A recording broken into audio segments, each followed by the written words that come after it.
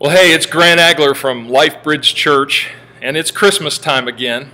And here's the thing, at Christmas it seems like we're always circling back to the same stories. You know what I mean? Like, we've got the shepherds, and the wise men, and the virgin birth, and the angels.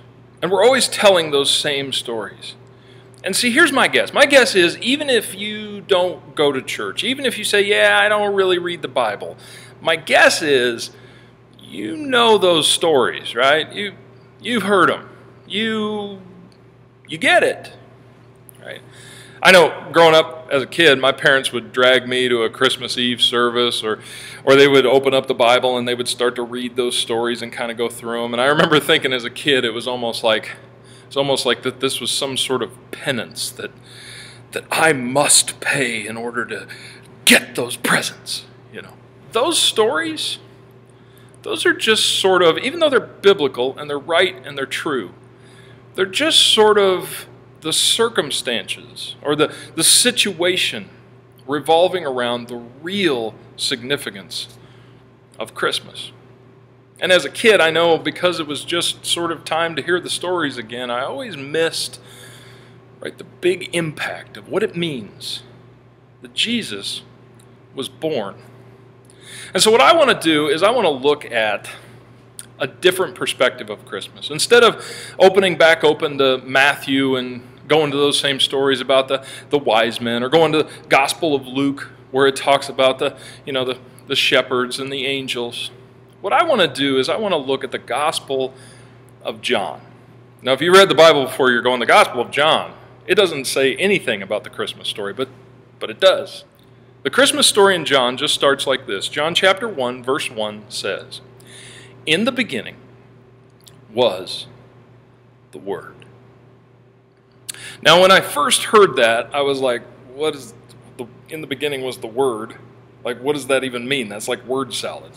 But as you drill down a little bit deeper, you realize there's quite a bit of significance there. See, the word in Greek used for word is actually the word logos. Now, about 2,300 years ago, Stoic philosophers, as they were pondering the universe and they were thinking about the nature of being human, they all came across this universal concept. And it was this undeniable, indescribable power that they knew existed. Right? So they would look at the simple things in life, things like the fact that it seemed like man was just sort of predetermined to live a set life cycle, right? Like, man is born, they grow older, they die, and every human being is like destined for that, and there's no way of escaping it. Or they would look at the fact of, like, that no matter how many wars there were, no matter how many people died and went through that life cycle, that there was always this ratio that evened out of men to women, and it was always about 50-50, and it always evened out over time.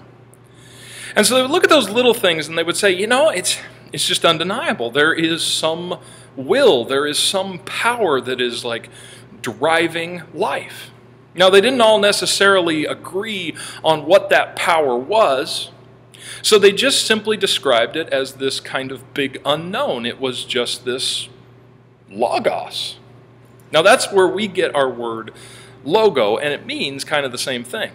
Like when you see the Nike swoosh, you know that represents a much bigger company.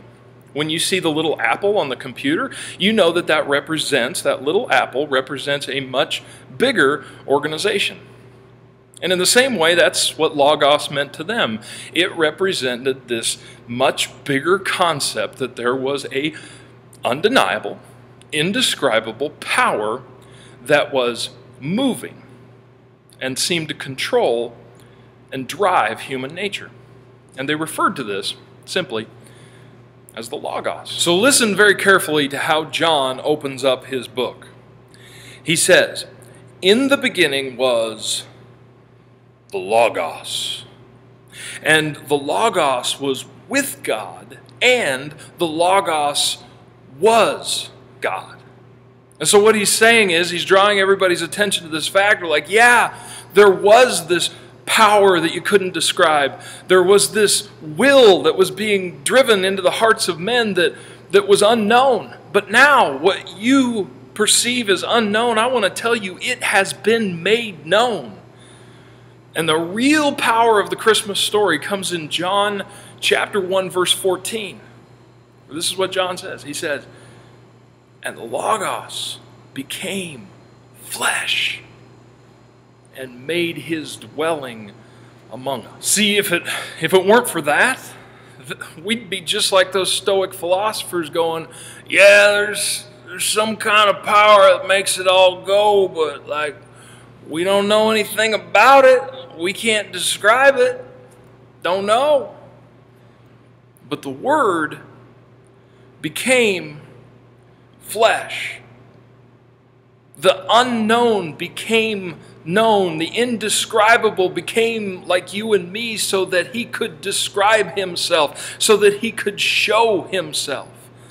See, that's why wise men traveled all the way across the country. That's why angels appeared in the sky.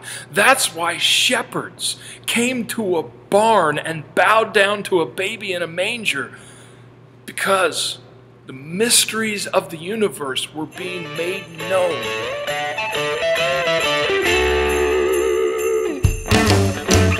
Jingle bell,